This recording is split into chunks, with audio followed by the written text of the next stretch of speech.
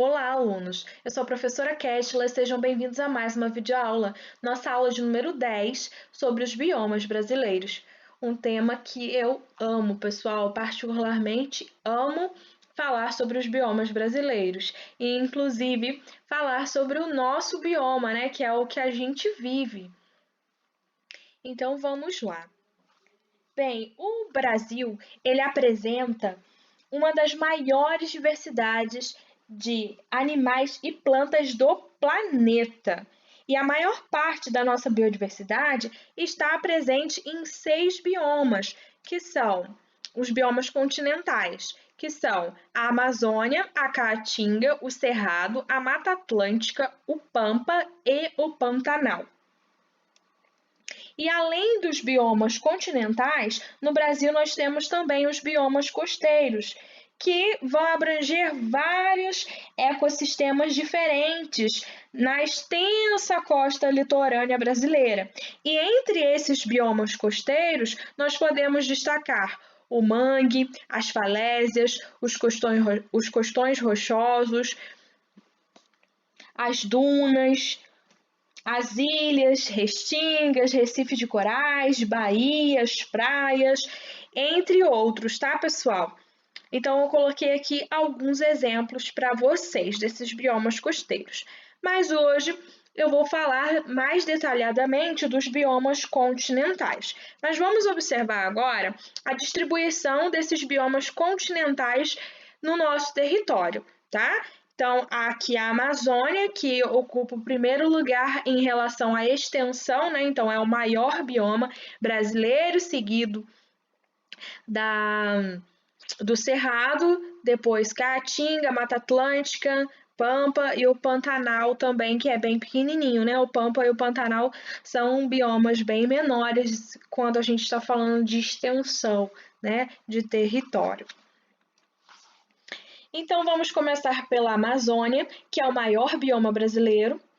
E esse bioma, ele compreende a floresta amazônica e é localizado na região norte. A Amazônia, pessoal, ela apresenta muitos rios, tem grande quantidade de chuva, então, consequentemente, a umidade do ar ela é alta, além das temperaturas que chegam aí entre 25 e 28 graus Celsius. E ao contrário do que a gente imagina, o solo desse bioma ele é pobre em nutriente. E isso se deve por causa da acelerada decomposição da matéria orgânica, tá? Então, essa matéria ela é absorvida rapidamente pelas raízes das plantas, o que torna aí esse solo pobre em nutrientes. A cobertura vegetal, né, que cobre todo esse bioma aí, ela é bem densa, ou seja, tem muita cobertura vegetal. Pelo menos deveria para ser assim. Hoje nós sabemos que tem grandes áreas desse bioma que foram totalmente devastadas, né? Tem desmatamento, queimadas e corte ilegal aí dessas árvores e tudo mais. Mas, falando de características gerais, tem uma vegetação bem densa, né? E os galhos e as folhas desses vegetais, né, dessa vegetação densa, eles caem no solo.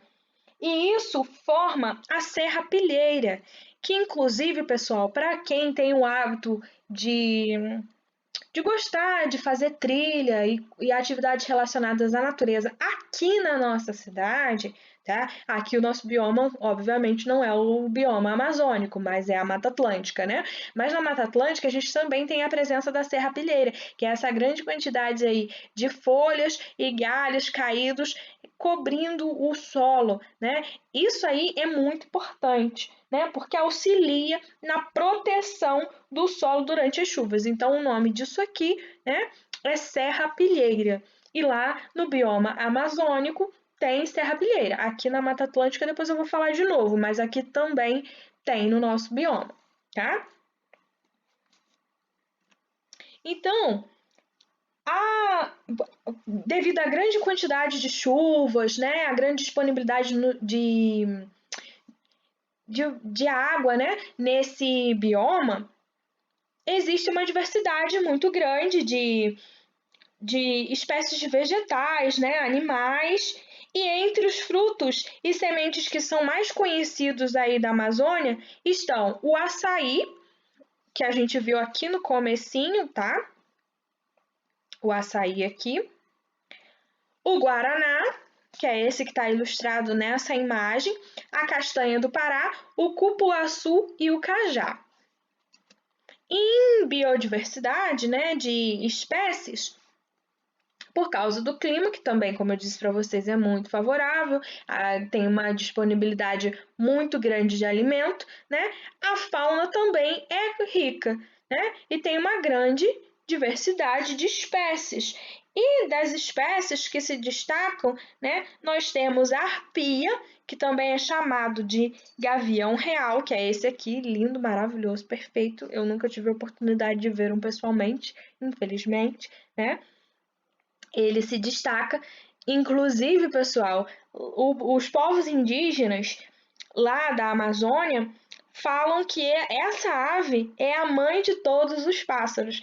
E as asas dessas aves, elas chegam a ter uma envergadura de 2 metros, tá? Então, elas são aves muito grandes.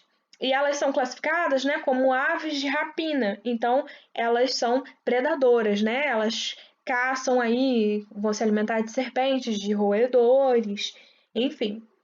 E como eu disse para vocês que lá tem uma variedade, né, de espécies animais muito grande, eu coloquei aqui algumas, né? O tucano, que é outra espécie de ave, né?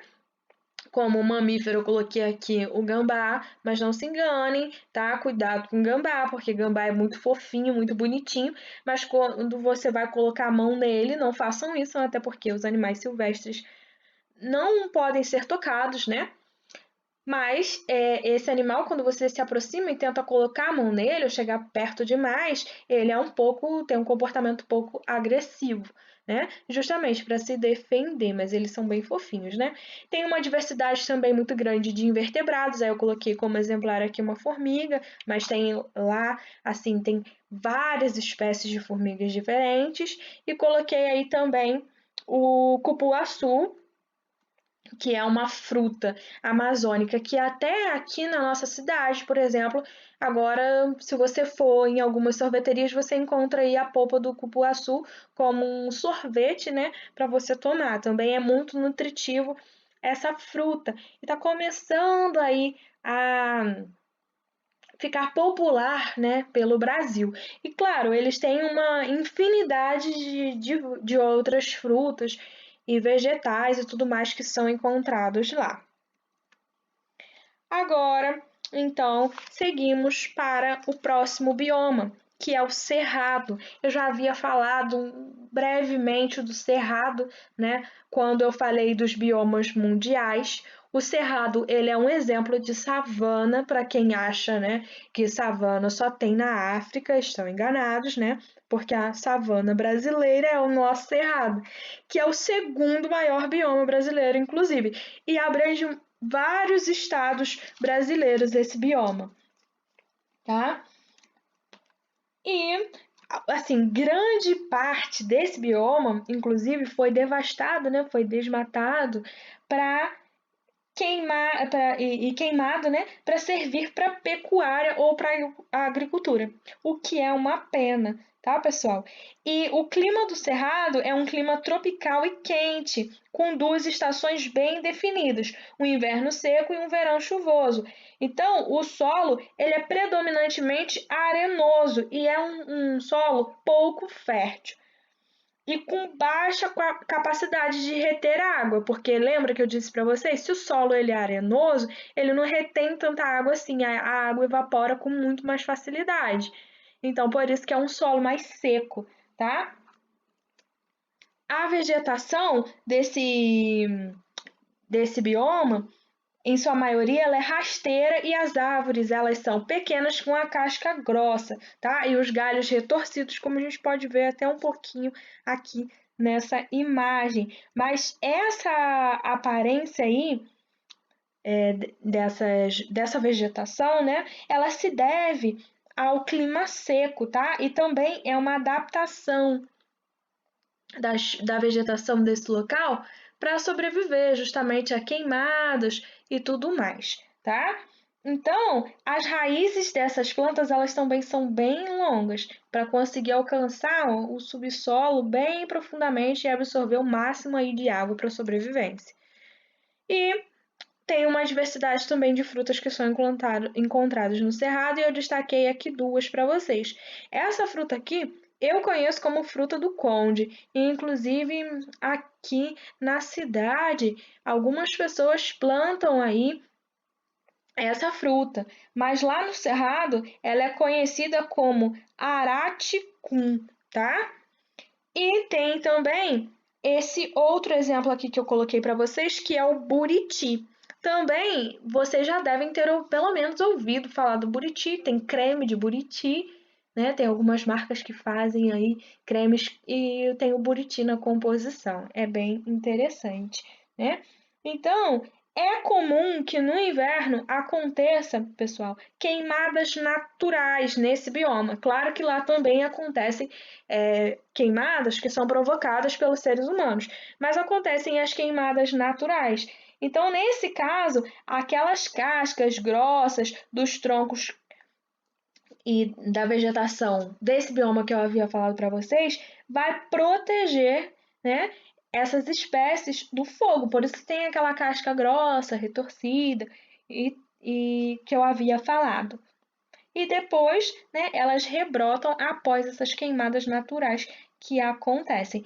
E o interessante é que quando acontecem essas queimadas naturais, o calor do fogo, ele também vai auxiliar para que algumas sementes lá na vegetação desse bioma, elas germinem, né? Lembra que eu falei para vocês da quebra da dormência? É como se o fogo agisse dessa forma com essas sementes desse bioma. A fauna do cerrado também é bastante rica e é composta de animais que também são encontrados em outros biomas, como por exemplo o sabiá do campo, que é encontrado aqui no nosso bioma, inclusive, e o lobo-guará, que também é encontrado em Mata Atlântica, tá? Então, essas duas espécies aí, inclusive, são encontradas talvez em até outros biomas, sem ser só a Mata Atlântica, tá? Mas tem uma fauna bastante rica. Tem um tamanduá-bandeira, tá? Tem uma variedade também bem grande de insetos e outros invertebrados. E a maioria dos animais, eles vão apresentar hábitos noturnos, porque à noite as temperaturas elas são mais amenas, né? Não são tão quentes assim como durante o dia. E também vai evitar, né, a perda de água, né? Ter o hábito noturno vai facilitar. Isso não significa que todos tenham, tá, pessoal? Mas a gente está falando aqui da maioria que vai ter esse hábito noturno. Vamos ao próximo bioma, que é um bioma também super importante, tem características bem interessantes, que é o bioma Caatinga. Essa palavra não é caatinga, tá bom, pessoal? Não é fedor. A palavra caatinga, ela significa mata branca e vai se referir ao aspecto seco da mata durante a maior parte do ano. Então é outro bioma aí que tem um clima seco. O rio São Francisco, ele é o principal rio da Caatinga e é um dos poucos da região que vai disponibilizar aí a água o ano inteiro. E a vegetação é predominantemente arbustiva, ou seja, são arbustos que vão compor. Arbustos são árvores como se fossem árvores menores, tá? Esses arbustos eles também vão ter diversas adaptações para viver nesse ambiente seco, como por exemplo espinhos, raízes longas, como a gente viu um pouquinho, né, do cerrado, as raízes longas nas plantas também, para captar lá águas mais que estejam mais profundas no solo. E claro, vão ter o caule, né? Que vão conseguir armazenar uma maior quantidade de água, como até aqui eu coloquei esse exemplo aí, o chique-chique. E representando aí a flora da Caatinga, eu coloquei o capim dourado. Esse capim é muito lindo e com ele dá para fazer vários tipos de artesanato, fazer chapéus, fazer brincos, bolsas, muito interessante, tá?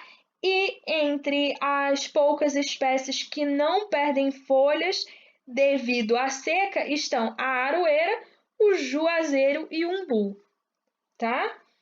E entre os animais, nós destacamos a arara azul, que é essa que vocês estão vendo aí. Porque, pessoal, tem várias espécies de arara azul, tá? Tem ararinha azul, arara azul e por aí vai.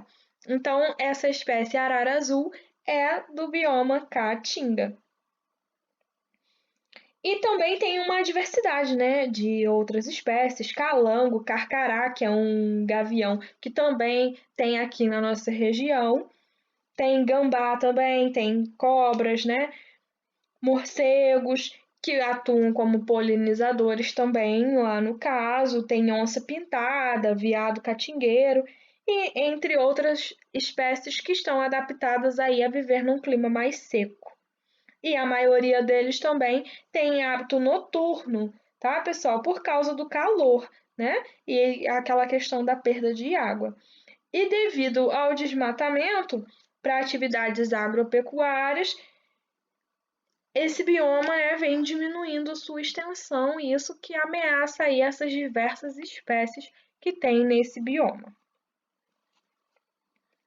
Então vamos ao próximo bioma, que é também um bioma muito legal de ser estudado, que é o bioma Mata Atlântica. E pela ilustração vocês já estão aí deduzindo a localização desse bioma, né? A Mata Atlântica, ela é uma floresta tropical com clima quente e úmido e com grande incidência de chuvas. Quando você escuta isso, você lembra de qual cidade?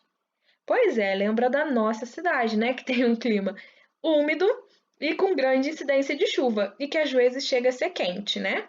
Nem sempre, mas um pouco, às vezes, né? Então, a nossa cidade, né, ela fica situada em meio à Mata Atlântica, que é um dos biomas com a maior biodiversidade do mundo. Mas como outros biomas, o nosso bioma Mata Atlântica, ele está sendo ameaçado, né, devido ao desmatamento, a queimadas e tudo isso, pessoal. Então é um risco e durante alguns anos, né, ele já perdeu uma grande parte da sua área. Então, há somente 7% da mata original, que ainda abriga, mesmo assim, uma das maiores biodiversidades do mundo. Então, aqui nós temos uma diversidade muito grande de espécies e muitas vezes as pessoas da própria cidade não sabem sobre isso, não sabem dessa biodiversidade que nós temos e que é tão rica, tá? Então, eu vou colocar algumas imagens aí para vocês de exemplos de fauna e flora aqui do nosso bioma. Então, para começar, eu coloquei aqui algumas imagens da fauna e flora, tá? Então, vou iniciar aqui com essa ave, pessoal. Vocês podem achar assim, ela não é a ave mais colorida, né? Mas essa ave é uma das mais procuradas para observação no mundo, vocês sabiam? Porque ela é endêmica daqui do Rio de Janeiro, né? Ela é endêmica do nosso estado. Ela só é encontrada a uma determinada altitude, a 1.800 metros de altitude. E a gente só consegue ver aqui na nossa cidade essa ave quando a gente sobe a Pedra do Sino. Olha que bacana. O nome dessa ave é Saudade de Asa Cinza. Inclusive, um dos meus trabalhos, que vocês sabem que eu estudei aves, né? Eu falei sobre essa ave aí, que é a Saudade de Asa Cinza. Então, como as cores dela, assim, são cores bem fáceis dela se camuflar aí no meio dos galhos das árvores, a gente reconhece mais facilmente essa ave pelo canto dela. Então, a gente que estuda aves, né, enfim, a gente conhece e identifica mais ela pelo canto do que olhando, porque é difícil, tá? Mesmo com binóculo aí, não é nada fácil encontrar ela no meio de todos os galhos, porque a cor dela assim é muito próxima dos galhos, né? E outro exemplo que é muito interessante, esse aqui eu tenho quase certeza que talvez todos vocês já tenham visto, que é o coati, né? Quando a gente vai, por exemplo, no Parque Nacional da Serra dos Órgãos, a gente vê vários coatis passeando por ali.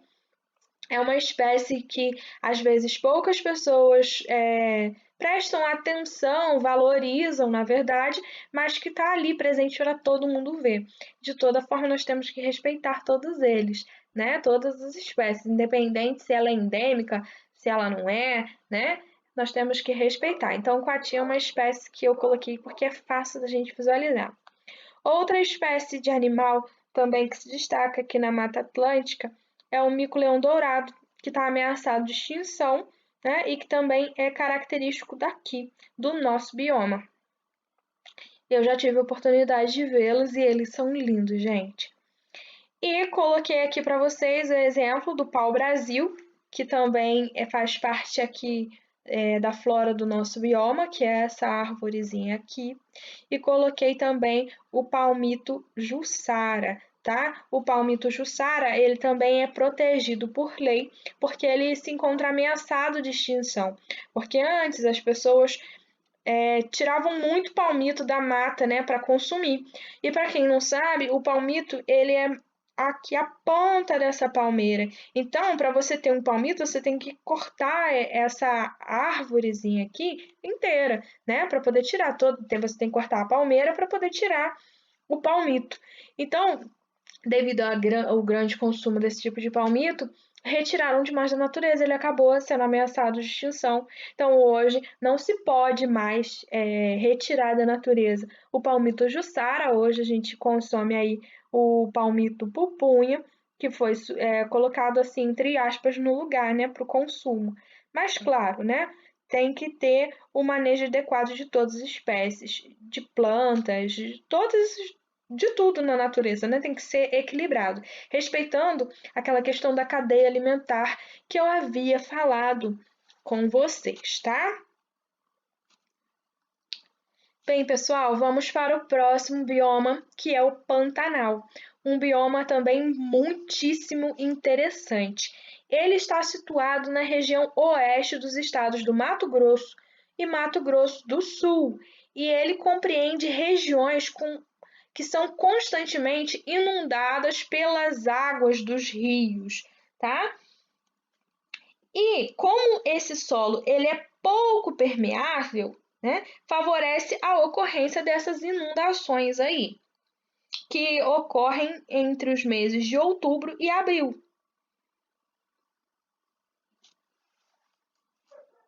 Então, as espécies de fauna e flora que eu coloquei exemplo aqui para vocês são os jacarés, né? De diversas espécies, tá? E entre outras diversas espécies de peixe, anfíbios que ocorrem lá. E também tem aqui o exemplo que eu coloquei de flora, né? São os aguapés, né? Que são essas espécies aqui. Lá também ocorrem espécies de garças, né? É muito popular a gente ter uma imagem assim como essa, cheio de garças, porque nesse bioma é bem comum ter espécies de garças assim, desse jeito aqui. Então, o Pantanal, ele abriga uma das mais ricas biodiversidades de áreas úmidas do mundo, tá? Mas a sua cobertura vegetal, né, ela vem sendo constantemente ameaçada por causa da pecuária e por causa da agricultura, né? Eu acho que isso é uma ameaça geral a todos os biomas que nós temos aqui no nosso país, é que as pessoas querem retirar aquela mata, retirar tudo para poder fazer lavoura, né? Plantações, né? Ou também para pecuária, ou para extrair aquela madeira ali para fazer alguma coisa. Então, é essa questão que é bem preocupante, tá? Então, pessoal, vamos ao próximo bioma, que é o Pampa. O Pampa, ele também é conhecido como Campos Sulinos. Inclusive, é muito mais comum a gente ouvir por aí Campos Sulinos. Ele é um tipo de campo, né, que ocupa parte do Rio Grande do Sul. Na última aula, eu falei para vocês sobre os campos e bosques, inclusive eu falei sobre o Pampa brasileiro, né, que é um tipo de campo. É uma planície, né, a maior parte desse bioma, né, é uma planície com uma vegetação de gramíneas, que é como se fossem as gramíneas, pessoal, não são só gramas, tá? Mas a grama é uma espécie de gramínea. Então, a maioria lá da vegetação, ela é assim, rasteira, gramíneas. Tem também a presença aí de araucárias em alguns pontos. E, de forma geral, são planícies, tá? E eu coloquei aqui exemplos da fauna e flora desse bioma. Então, como exemplos de flora, eu coloquei as araucárias, né? E aqui dá para a gente ver os detalhes das gramíneas, e a gente percebe que são grandes planícies realmente. Aí coloquei aqui um exemplo de guaxaim, que é um animal típico de lá, e ele é um mamífero, né, da família dos canídeos. E coloquei o João de Barro. O João de Barro também ocorre aqui no nosso bioma, tá? Mas lá tem também aí o João de Barro, faz parte da fauna de lá. E tem uma variedade também grande de invertebrados, de insetos, tem outras aves como quero-quero. E a redução das áreas do Pampa também se devem ao fato do avanço da agricultura, que vai invadindo esse bioma e vai destruindo aos poucos, né, tomando parte dele. Então, agora eu vou pedir para que vocês façam os exercícios no livro didático da seção Atividades, da página 16 e 17, e também para que vocês façam os exercícios do livro de atividades da página 10 à página 13. Bons estudos, um abraço e até a próxima aula, pessoal!